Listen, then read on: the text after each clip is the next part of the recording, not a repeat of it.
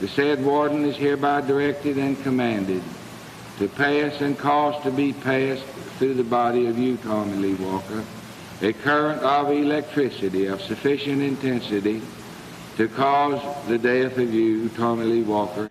One of the most significant moments in Dallas history could happen later on this week. So what's happening here? County commissioners are expected to exonerate a man who was convicted and then executed for a murder the county now says 70 years later that he did not commit. Our J.D. Miles tonight looking back at the case and how a broken justice system could have led to such a shameful chapter of our history. What happens when a young man's life is taken for a crime he didn't commit? A life stolen by the very system meant to protect him. Meet Tommy Lee Walker, a name that until recently was lost to history, a man executed in 1956 for a brutal crime he didn't commit. But after 70 years, his name is finally being cleared, and the truth, long buried, is rising to the surface. The justice system that condemned him has now admitted its fatal error. This is the story of a tragic mistake, a wrongful execution, and the long journey to expose the chilling truth behind the system's failure. This is not just a story of a conviction overturned, it's the story of a broken system, a lost life, and the fight for justice, even if it comes too late. Before we dive into the mystery, we want to know what you think. Can true justice really be served after so many years? Drop your thoughts in the comments below. Welcome to The Last Sentence. Don't forget to subscribe to our channel and tell us where you're watching from. Now let's get into it. In 1953, Venice Lorraine Parker, a young mother, was found dead in Dallas, Texas. The investigation was swift, but its conclusion was deeply flawed. A man named Tommy Lee Walker, just 19 years old, was accused and arrested. Despite no physical evidence, no clear motive, and no real connection between Walker and the crime, the police had already decided he was their suspect. Walker was charged with the rape and murder of Venice Lorraine Parker, and in 1954 he was convicted by an all-white jury based on a coerced confession and a legal system that was deeply flawed by racial bias. The trial was short. The conviction was swift. And in 1956, Walker was executed at the young age of 21. He was sentenced to death not because of evidence but because of the assumptions made about him due to his race. This case isn't just about one wrongful death. It is about systemic racism, about miscarriages of justice, and the fight for redemption that would take decades. This is a story of a life lost to the injustice of the past, and how it would take over 70 years for the truth to come to light. Stay with us as we break down the story, the exoneration, and the resolution that finally corrected this historical wrong. On September 30, 1953, the body of Venice Lorraine Parker, a young mother, was discovered near Dallas Love Field Airport, just outside the city. She had been attacked, her life violently taken. The details of the crime shocked the community, and the local authorities wasted no time in launching an investigation. In a city already tense from racial divides and steeped in the social conditions of the era, the police were under pressure to solve the case quickly. Almost immediately, Tommy Lee Walker became the focus of their suspicion. Walker, a 19-year-old black man, was from a neighborhood not far from the scene of the crime.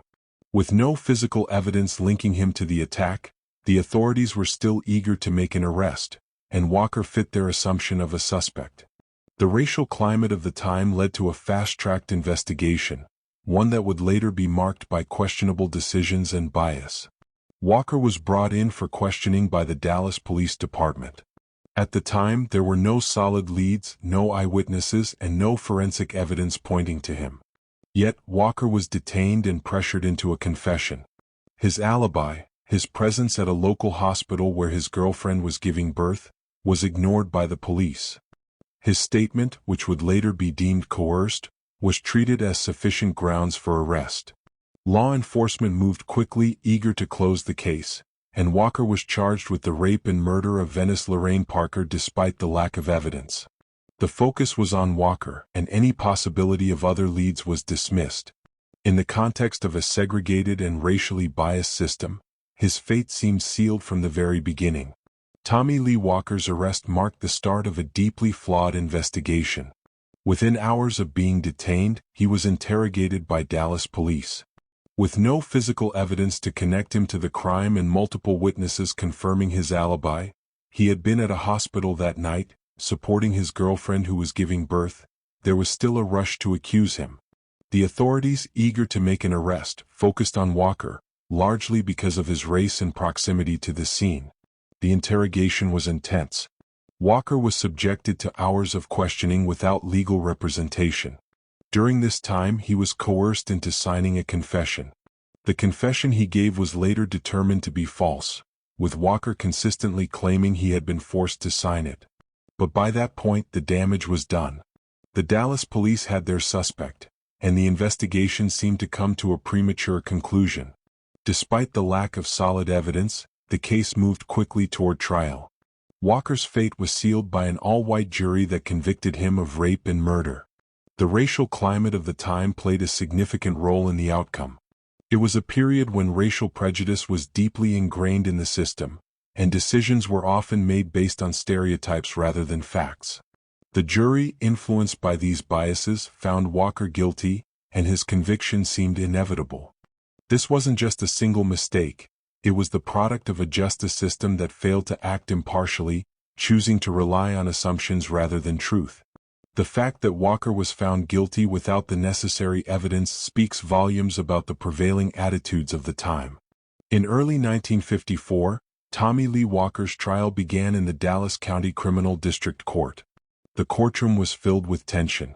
The prosecution had no physical evidence to present, no forensic links to the crime, and no credible witnesses who could place Walker at the scene. Yet, the trial proceeded with a singular focus on him. The jury, an all-white panel, was selected from a community that was deeply divided along racial lines. Walker, a young black man, sat in front of a judge who would not only oversee the trial but would also later be complicit in the failure of the justice system. The defense attorney, faced with an uphill battle, failed to counter the growing momentum of an investigation already tainted by racial bias. Walker's defense was weak. His alibi, supported by multiple witnesses, was ignored, and his coerced confession was treated as gospel. In this climate, with systemic racial prejudice hanging over the courtroom, the decision seemed inevitable. The trial lasted only a few days, and within that short period, Tommy was convicted of rape and murder. Despite the complete lack of tangible evidence, the jury handed down a guilty verdict.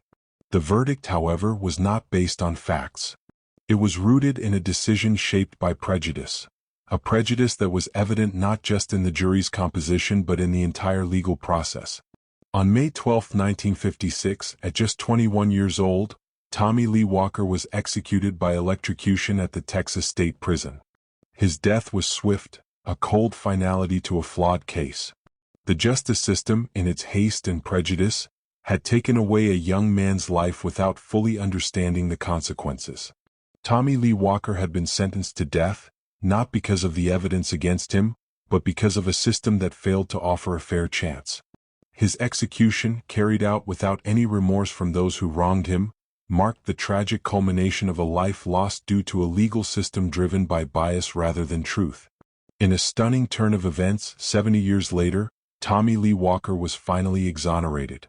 On January 21, 2026, the Dallas County Commissioner's Court passed a resolution that officially declared Walker innocent of the crime for which he had been wrongfully convicted. It was a moment of justice long delayed, but one that would bring closure to a family that had waited for decades to clear their name.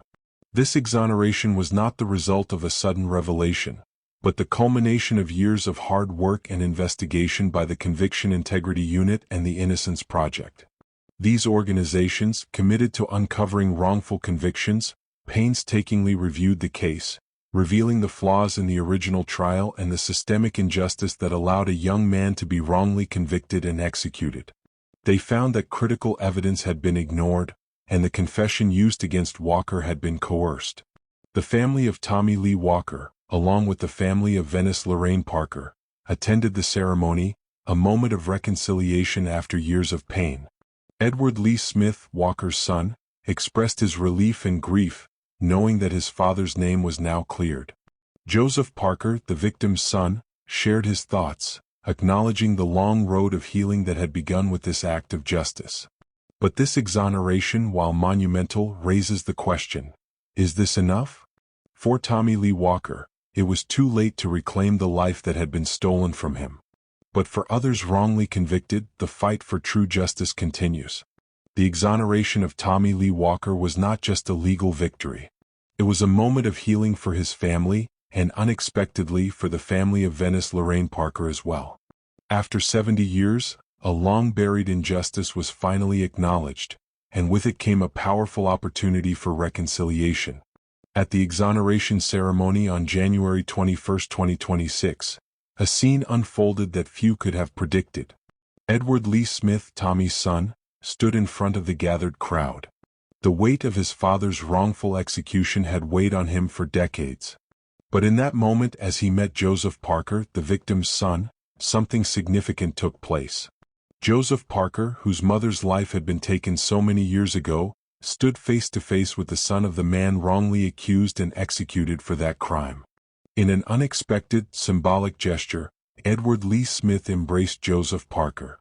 It was a moment of mutual understanding, an understanding that, while the pain of the past could never be undone, there was a way forward. A moment that allowed both families to begin healing from the wounds of the past. Tommy Lee Walker's exoneration is a victory for justice, but it also shines a light on the deep flaws within our legal system. It's not just about one man's story, it's a reminder that countless others have been lost to systemic biases and an unjust system. His case exposes the dangers of rushing to judgment, ignoring evidence, and allowing racial prejudice to influence legal outcomes. While Walker's name has finally been cleared, there are still many who suffer from a system that hasn't fully reckoned with its past mistakes. His story calls for reform, and for a future where justice is truly fair for all. As we close the story of Tommy Lee Walker, one thing remains clear. Justice is not just about punishment, it's about fairness. Tommy's life was tragically cut short, but his legacy lives on, urging us to continue the fight for justice. His story serves as a stark reminder of how important it is to ensure that no one is wrongfully convicted, and how we must always strive for a system that truly serves all people. If you believe in second chances for justice, hit that like button, subscribe, and share this video with someone who needs to hear Tommy's story.